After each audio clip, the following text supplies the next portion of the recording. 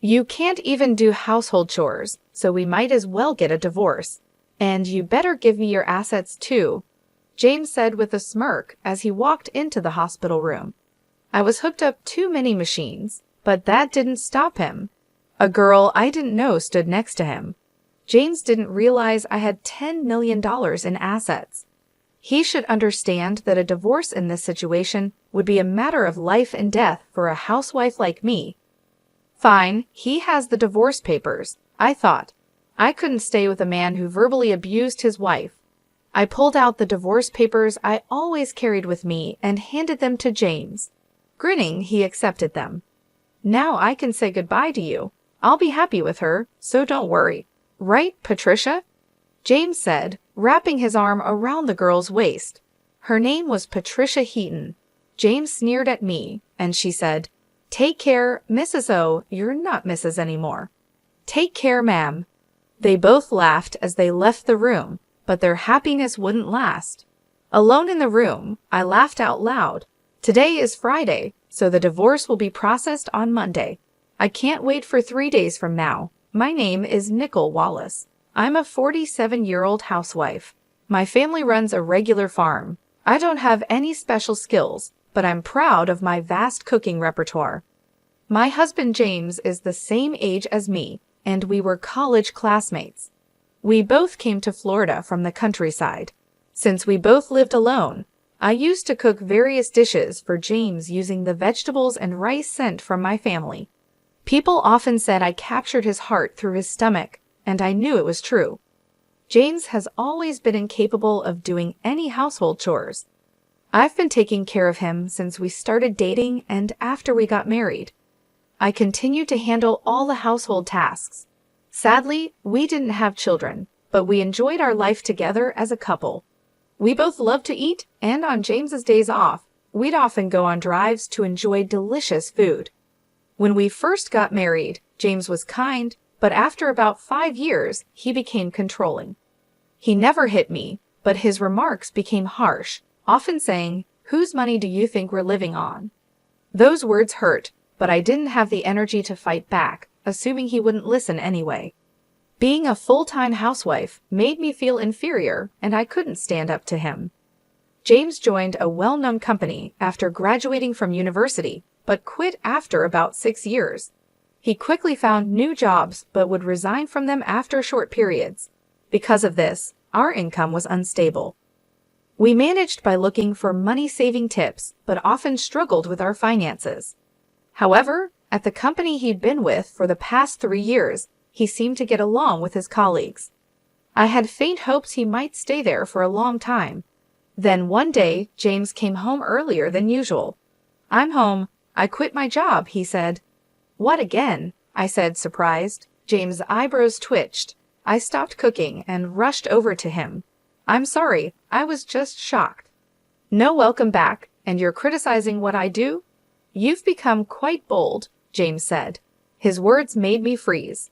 James was in a very bad mood, and if I said the wrong thing, it could get worse. "I'm sorry," I said. "As long as you understand," he replied, somewhat placated. He sat on the sofa and turned on the TV. I quietly placed a beer and a glass on the table. "Do you want dinner or a bath?" I asked. "Food and alcohol," he replied. To avoid upsetting James, I played the role of a submissive wife. I once had a strong sense of self, but after 16 years of marriage to James, since the age of 30, I rarely showed my true self. After eating and drinking to his heart's content, James fell asleep, snoring on the sofa. The table was a mess, like a child had eaten there. I cleaned up the fallen beer bottles and food scraps on the floor. It wasn't supposed to be like this. Recalling my dreams of a happy married life from my girlhood days, my true feelings slipped out. I glanced at James suddenly, but he showed no signs of waking. Relief washed over me, but I also felt dread about continuing this life. Maybe I should consider divorce. I started planning my schedule for the next day, determined to face the issues I had been avoiding. The next day, James started visiting the employment office and quickly secured another job. While he was job hunting, I went to the city office and signed divorce papers. I wasn't ready to submit them, but having them felt like a kind of protection. I hid the signed divorce papers at the bottom of my bag. If James found them, who knows what he might say or do. "Hey, where did you go while I was job hunting?" he asked. "I went to the stationery store to buy some resumes." "Look, I thought you might need them," I said, trying to sound normal. James, who got home before I did, initially interrogated me suspiciously but quickly cheered up. I handed him the resumes I had bought earlier. After receiving them, James said he was going out for drinks with a friend and left. James's new job was at a reputable company with a solid salary and better benefits than any job he'd had before. When he got promoted after working there for about 2 years, he celebrated with a drink. I secretly hoped that maybe this time he would work there until retirement. James's department seemed to be in sales, and he started to leave home more frequently for evening events. I enjoyed my brief moments of freedom and gathered energy to greet James with a smile when he returned. One day, I received a call from my mother. After a long time, hearing her excited story took me by surprise. $10 million? I asked, stunned. "Yes, 10 million. You know the mountains and lands we owned? We don't need them anymore. We had them appraised, and they are worth 15 million. We only need 3 million to enjoy the rest of our lives. So I think you might want to rethink your life too," she said. My mother was never fond of James. She was worried about me, especially after James became more controlling, preventing me from even visiting my childhood home. I was stunned by the amount she mentioned. Furthermore, I was shocked to learn that when my mother inherited the property from my grandmother, she changed the title to my name, so there were no inheritance taxes. "It's better not to tell James, but the final decision is yours," she said, hanging up the phone. I felt conflicted between the urge to immediately inform James and the desire to live freely with that money. About a week later, I was involved in a traffic accident. Thankfully, my life wasn't in danger, but I'd need to stay in the hospital for about a week. After storing my valuables in the hospital room drawer, I immediately contacted James. "I'm sorry, I got injured," I said. "Huh, what about my meals?" James's reaction made me almost laugh, prioritizing his meals over my injury. "I'll need to be hospitalized for a week. I'm really sorry, but could you buy your meals elsewhere until then?" Not even preparing meals for your husband? What a lazy wife. "Oh wait, I'm coming over now," James said and ended the call abruptly. I was planning to tell him about the inheritance tonight, but now I thought it might be best not to mention it. Looking at all the tubes attached to me, I had a feeling my intuition was right. "You're useless. Can't even do housework. Let's get a divorce, and you better pay me compensation too," James said with a smirk as soon as he entered the room. I was connected to several machines, and a girl I didn't recognize stood beside him. James didn't know that my total assets amounted to $10 million. He should realize that a divorce under these circumstances would be a life and death matter for me, a housewife. "Fine, here's the divorce papers," I said. I couldn't stay with a man who would hurl abuse at his wife in this condition. I handed him the divorce papers I had kept as a sort of charm. James took them with a smug smile on his face. "With this, I can finally say goodbye to you. I'm going to be happy with her, right, Patricia?" James said, wrapping his arm around the girl's waist. The girl, named Patricia, leaned against James and scoffed at me. "Take care, madam." "Oh, you're not a madam anymore, so take care, old lady," she said. With those words, they both left the room laughing, but their joy would be short-lived. Left alone in my room, I burst out laughing. Today is Friday, so the divorce papers would only be processed on Monday. Oh, I cannot wait for 3 days from now. Just as I had expected, the weekend went by without any contact from James, and it was quite peaceful. I was restless, not used to doing nothing. Since getting married, I was always busy. Every time I got restless, the nurses told me to stay calm.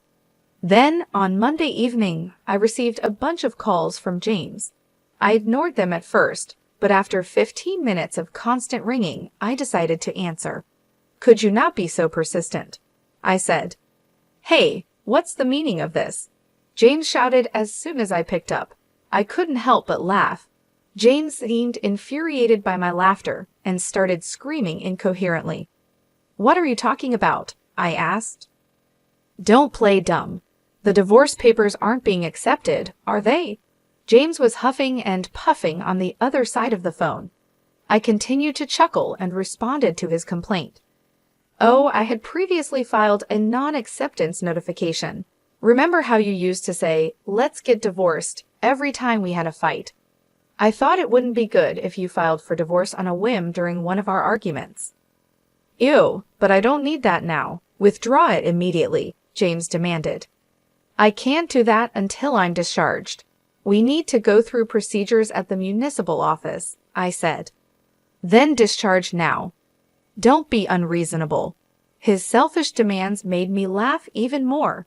He probably wanted to register his marriage with Patricia, whom he brought on Friday. By the way, was her name Patricia? She's your mistress, right? Hey, that's rude to Patricia. Apologize, she's my new wife. We're not divorced yet, so she's technically your mistress, isn't she? I responded calmly. James made a weird groaning sound. I decided to hit him where it hurt the most. By the way, you'll hear from my lawyer about the division of property. That's right, property. Including this trouble, you better share properly. I'm not sure why he misunderstood, but James suddenly sounded in high spirits. After all, the responsible party has to pay the compensation. I had always done my household chores diligently, and of course, I had never cheated on him. It's clear as day that James is the responsible party. What are you misunderstanding? You're the one who has to give me the assets, James responded, genuinely confused. He likely believed that by not taking care of him while I was hospitalized, I would truly be at fault. Even in my parents' time, one wouldn't be deemed at fault for such a reason. I bitterly thought this as I listened to his rant. I explained to him patiently. What fault of mine are you talking about? Just so you know, not being able to do housework because I'm in the hospital doesn't make me at fault. You've abandoned taking care of me. If you were a child, it would be considered neglect, but you're an adult and should be able to take care of yourself. That's why it doesn't make me at fault. If I say you're at fault, then you're at fault, James insisted. Even a judge would be shocked by his baffling logic. I pictured myself facepalming. Did he really think such childish reasoning would work? Don't you know what's legally defined as grounds for fault? Being at fault means things like infidelity, like having another woman despite having a wife. That's why Patricia is my new wife, and you're no longer of any use to me. So it doesn't apply, right? What are you talking about? Since you were dating her behind my back, it's clearly cheating, I said. James still didn't seem to understand. He was set on believing he was right. Either way, please communicate through a lawyer from now on. Goodbye? Hey, Nicole, he shouted, but I hung up the phone without listening to his protests. He called multiple times, but when I ignored him, he eventually gave up and went silent. I was relieved, but the next day, another headache-inducing event occurred. Feeling frustrated by the non-stop ringing from 9 in the morning, I pressed the call button. On the other end, James was complaining at me like a machine gun. At first, I wasn't sure what he was saying, but piecing it together, it seemed he was complaining about not being able to withdraw money from a bank account. If it's a joint account, James should be able to withdraw without any issue. But if not, I recalled the bank cards and passbooks I had left at home and asked, "Were you trying to take money from my account by any chance?" Exactly. You're still in the hospital, and I was going to take the money into account, but the card won't work. James rumbled on with his unreasonable argument. It seemed he didn't understand what I said yesterday. When I was scheduled to be hospitalized for a week, I had called the bank and requested they prevent withdrawals until I was discharged. I could handle it personally after being discharged. It was to prevent James, who was reckless with money, from depleting my savings while I was in the hospital. My decision was proven right. It's unthinkable to try to withdraw money from the account of an ex-wife you've divorced. However, James didn't see anything wrong with it and asked me to make a withdrawal immediately. What are you talking about? We are practically strangers now. Why would I do as you say? I replied. You and my life haven't changed even if we're getting divorced. Act like a proper wife and listen to me, James insisted. We are not legally divorced yet, but we are already strangers. Got it? Unfortunately, I don't have money to give to strangers, I said. James was shocked since I had never resisted him this much before, but he quickly became assertive again. Just do as I say. Send the money now. Pay the compensation for not doing housework, he demanded. Even though he was academically capable when we first met, he seemed to lack common sense. 18 years into our marriage, it was clear I had made a poor choice in a partner. James seemed frustrated that I wasn't giving in. He likely had exhausted his cash on hand and probably dipped into the living expenses I had left at home and from our shared account. I spoke to James as if I was talking to a small child. Listen, I'm no longer your submissive wife. We'll settle the property division through a lawyer later on. What? You're so insolent. I'm coming over right now. Just wait, James said, hanging up the phone. I didn't mind if he came to the hospital, but I had already asked the nurses' station not to let anyone in except for my parents, so it was unlikely he'd make it to my room. James really did come to the hospital, but as expected, he was stopped at the nurses' station. My phone kept ringing, but after ignoring it for a while, it switched to messages, and my screen was flooded with notifications. I saved all of them as evidence and contacted my lawyer. After a while, it seemed the lawyer had gotten in touch with James as the messages stopped coming in. I thought it was the end, but my hopes were about to be dashed. There's a visitor named Julia. Would you like to see her? Julia, please let her in. Julia was a friend who shared my hobbies back then. When I was single, Julia and I became close after she responded to my posts on social media, where I shared my dining experiences. We discovered we lived nearby and often went out to eat together. After getting married, I couldn't dine out as much to save money, but we kept in touch by regularly meeting for tea and chats. Nicole, are you okay from the injury? Julia asked as soon as she entered the room. Yes, I'm feeling much better now. Thank you, I replied. Julia's immediate concern warmed my heart. I realized that since my hospitalization, aside from my parents and the hospital staff, no one had shown concern for me. Hey, Nicole, things are tough for you right now, aren't they? Julia asked. Huh?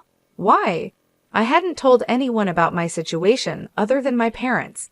I wondered how Julia knew and asked her, intrigued. Julia then said something shocking. You know Patricia, the young girl, right? She's having an affair with your husband, isn't she? What? How do you know about that? Wait, you know her? Actually, she's my niece, Julia replied hesitantly. I was so surprised that I couldn't close my mouth. Who would have thought that Julia was Patricia's aunt? The room went silent. It was the first time there was silence when Julia was around, and it made me feel uneasy. Patricia suddenly told her mother, my sister, that she's getting married. What's more shocking is that her partner is 47 years old. When I saw the photo, it was your husband. I was so surprised. I've already told my sister. I'm so sorry for all the trouble my niece has caused you, Nicole. Don't apologize, Julia. It's not your fault, I said. Julia looked like she was about to cry. I'm thinking of demanding compensation from Patricia. I can't compromise on that. But if I do, does this mean our relationship will end? Of course not. I want to continue being friends with you, Nicole. I'll make sure Patricia pays compensation. Neither my sister nor I can forgive what she's done. We'll keep a close eye on her. I was very grateful for Julia's words. We've been friends for over 22 years. I didn't want to lose a precious friend because of my terrible husband and his mistress. I've scheduled a meeting with them tomorrow, and I'd like you to come with me, Julia said. Of course, I'll be there, and I can also provide photos as evidence of their affair. The next day, Fresh from being discharged from the hospital, I prepared for the meeting. I went to a private restaurant room with my lawyer. James and Patricia had already arrived and were indulging in an expensive traditional meal. I was speechless at their audacity. "You finally made it. Did you bring the money? Remember, you are paying for this meal," James said without even stopping his meal. Patricia continued to eat with a smug look on her face. I decided to fight back. "Please handle the payment yourselves. I came here to demand a fair share of the assets from the two of you." "How long are you going to sulk? You're really unattractive," James remarked rudely. Ignoring his comments, my lawyer and I took our seats and showed evidence proving James was at fault. We first presented legal documents about the reasons for liability, followed by documents on property division. Lastly, we showed the photos Julia had provided, which showed Patricia and James together, as well as Patricia with another man entering a hotel. "Wait, why? Hey, Patricia, what is this?" James and Patricia were visibly shaken by the photos and finally stopped eating. Just then, Julia made her timely entrance. "I took those photos," Julia said. Patricia seemed confused as to why her aunt was present. With cold eyes, Julia looked down at Patricia and James and calmly spoke about being friends with me for 22 years and how their actions were despicable. "Patricia, you mentioned that the baby you're carrying is his, but given your actions, who knows who the father is?" "Wait, no, This was the first time I was hearing about her pregnancy. Judging by her appearance today, one would never guess she was pregnant." However, James's reaction showed he believed her claim. "So, you're pregnant. In that case, after a DNA test, I'll demand an additional penalty." "No, I'm sorry. I lied about the pregnancy. Please forgive me," Patricia suddenly admitted, bowing deeply. She had been searching for wealthy old men, and James was her target. He bought her designer goods and promised her a life where she wouldn't have to work and could do as she pleased. She believed she could be a housewife and occasionally have flings with men of her choice. She had once lied about being pregnant because James showed no signs of wanting to divorce. James froze with his mouth agape when he heard this. "I'm truly sorry, but I can't give you anything. I don't have the money," he said. "I'll pay Nicole in advance. Patricia, you're going to work part-time diligently every month and repay me." "You won't have any free time until you've paid me back in full," Julia said firmly. "Oh no," Patricia looked disheartened. Julia mentioned she would bring Patricia back later for another apology and took her out of the restaurant. James, in shock the entire time, seemed to snap back to reality and approached me in a flattering tone. "Look, it seems I was deceived. I can't live without you, Nicole, right? We still have the divorce papers here. Can we start over? You've always been a housewife, so you can't possibly work now, can you?" he pleaded. I listened to James's pleas with a cold gaze, none of which moved me.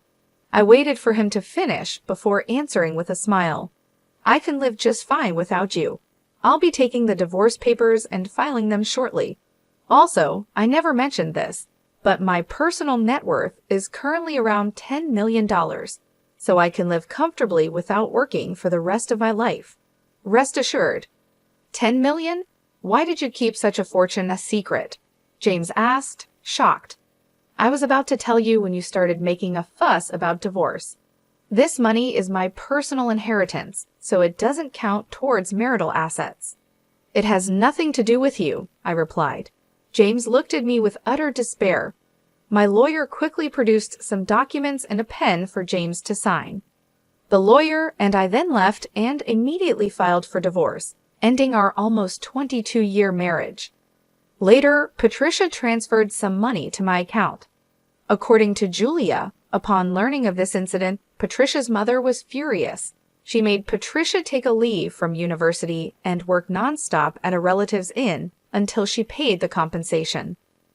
James, on the other hand, was disowned by his in-laws after they learned about the divorce.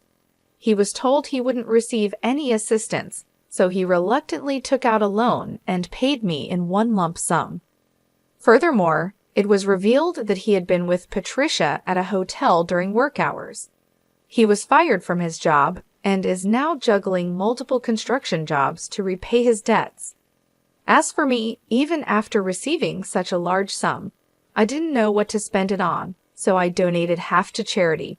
I then moved to the countryside with the remaining money and am now enjoying a luxurious single life. I've continued my friendship with Julia. On our days off, we go on food tours and short trips. We both plan to stay single, so I suggested maybe we should share a room. Initially hesitant, Julia agreed when I mentioned we could share deliveries and she could join my meals. Moving preparations started the following week. As I packed up my old life, I felt a sense of excitement and anticipation for the new chapter ahead. The thought of living true to myself, free from the chains of a toxic marriage, filled me with joy. Julia and I found a beautiful house in the countryside. It was spacious and surrounded by lush greenery. We both loved the tranquility it offered, a stark contrast to the chaos and stress of city life. We set up a cozy living space, complete with a kitchen where we could continue our culinary adventures. As we settled into our new home, our days were filled with laughter and good food. We explored local markets, tried new recipes, and even started a small vegetable garden. The simplicity of our routine brought immense satisfaction. Julia and I grew even closer, sharing not just our home, but also our dreams and plans for the future. Despite the hardships I faced, I realized that my life had taken a turn for the better. The toxic relationship with James was a thing of the past, and I had found a true friend in Julia. Together, we built a life filled with love, respect, and mutual support. One sunny afternoon, as Julia and I enjoyed a picnic in our garden, I reflected on my journey. I had gone from feeling trapped and undervalued to experiencing freedom and contentment. I had discovered strength I didn't know I possessed, and learned the importance of standing up for myself. The lessons I learned during my marriage and the subsequent divorce were invaluable. They taught me resilience and the importance of self-worth. I realized that happiness comes from within, and that surrounding yourself with supportive people makes all the difference. Julia and I often talked about our future plans. We dreamed of traveling, exploring new cuisines, and perhaps starting a small business together. The possibilities seemed endless, and for the first time in a long while, I felt truly optimistic about the future. Life in the countryside was peaceful and fulfilling. The fresh air, the sound of birds, and the beauty of nature provided a perfect backdrop for our new beginning. I had found a sense of purpose and joy in the simple things, and it was a feeling I cherished deeply. As the days turned into weeks and then months, Julia and I continued to thrive. Our bond grew stronger, and our friendship became the foundation of our happiness. We supported each other through thick and thin, always knowing that we had someone to rely on. Looking back, I realized that leaving James was the best decision I ever made. It allowed me to rediscover myself and build a life filled with love, laughter, and true companionship. Julia and I had created a haven where we could be ourselves, free from judgment and filled with joy. In the end, I learned that life's challenges often lead to unexpected blessings. My journey taught me the importance of self-respect, the power of friendship, and the beauty of living authentically. I was excited for the future, knowing that with Julia by my side, anything was possible. I was determined to live my life joyfully and true to myself from now on.